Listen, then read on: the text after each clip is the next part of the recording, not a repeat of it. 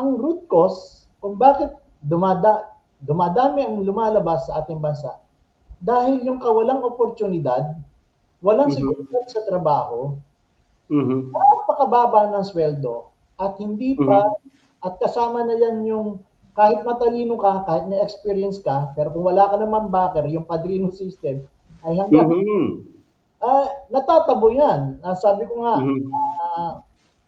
nakakalungkot pang isipin na lahat ng mahusay na doktor at mga nurses natin ay nawawala. Kasi nga, yung opportunity nila na makapagtrabaho sana ng maayos at magsilbi sa ating sektor ng pangkalusugan, eh binabarat din naman ng sweldo. Persa sila, kaya kung iisipin mo, yung nangyayaring korupsyon ay hindi hiwalay doon sa pagdami ng palabas sa ating bansa.